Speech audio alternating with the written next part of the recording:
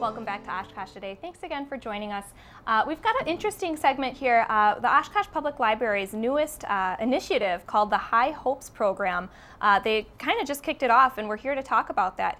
We've got Marie Bowman from the head of Children's and Family Outreach at the Oshkosh Public Library, as well as Adeline Miller, who is a children's librarian. So thank you both ladies so much for coming in today. Thank you for having us. So first off, can you just tell us a little bit about the Higher Hopes program? What exactly does it all entail here? We know that parents in Oshkosh have high hopes for their kids and aspirations. And of course, at the library, one of our core missions is to support literacy efforts and beginning at birth.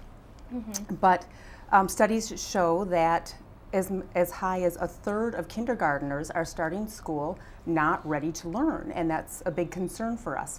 So we have made it our mission to have a program that is going to help parents with those early literacy efforts. Really? And I mean, that's crazy that kids are coming into kindergarten not, Right. jump-started It's there. concerning. It's concerning, but we're excited about reading, and we want to be positive about this, and I think parents will want to get on board as well. Oh, definitely.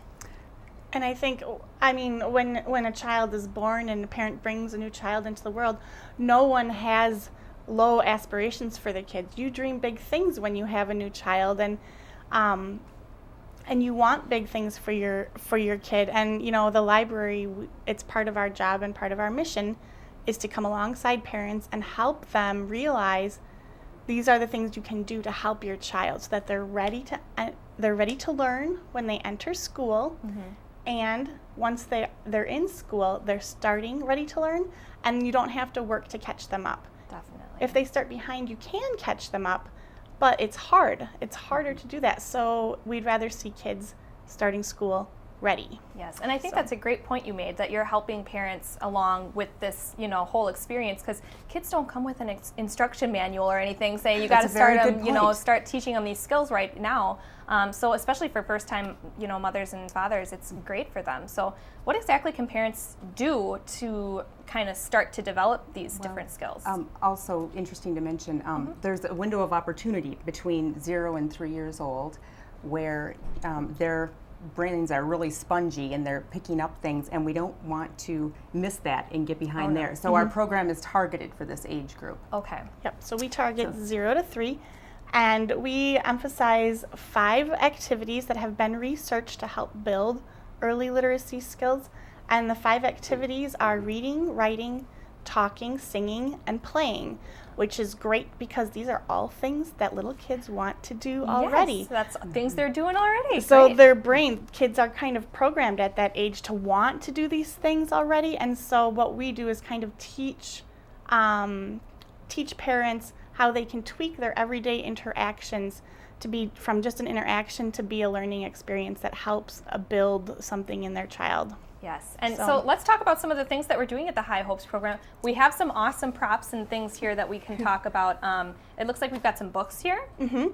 We've got different books. So one thing that we do is during story times is we let each child have a book. And they get to hold the book. I'll read it out loud for the group. They get to hold the book. They get to turn the pages. They get to learn how books work. They have left to right, top to bottoms.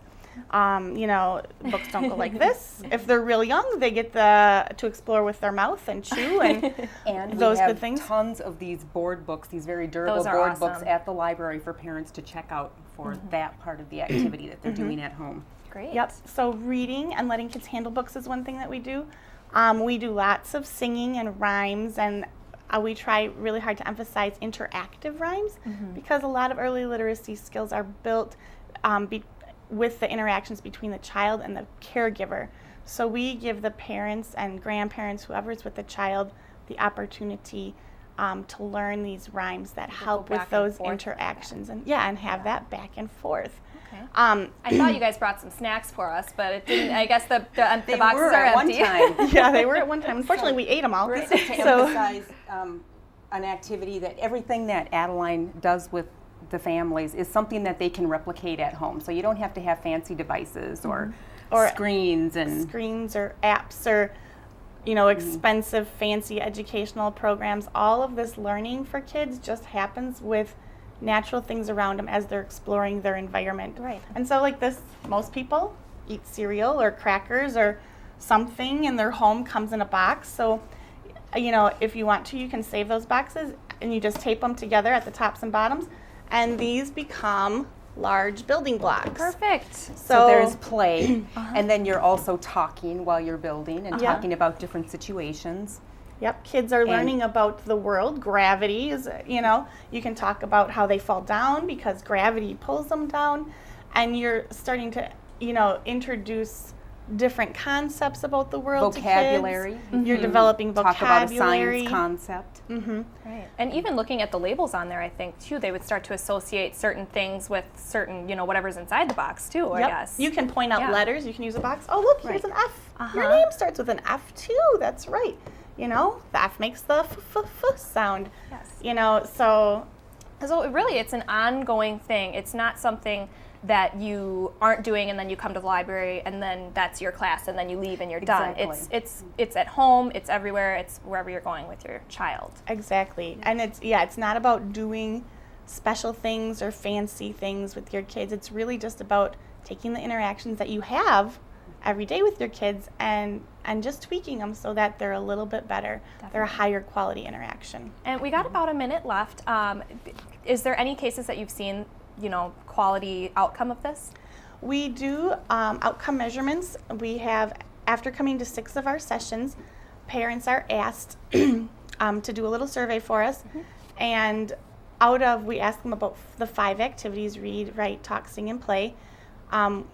We ask them a question related to that. And 4 out of the 5 activities, parents are self-reporting that they're doing up to 50% more with their children. Wonderful. So you're So- getting great feedback. Yep, we're Yes. getting excellent feedback. So, and you have all of the information. You've got a great website, webpage on the Oshkosh Public Library's website that you can find more information on this. There's a ton of really cute pictures too of the parents with the kids interacting. So we hope to get out there eventually and check it out sometime. So That would be wonderful. Our next session starts early in February, and we offer evening as well as some daytime sessions. So I Oh, hope that can perfect. accommodate most parents' schedules. Yes, so wonderful. Well, great job, ladies, and thanks again for coming in today. Right, thank you for having us.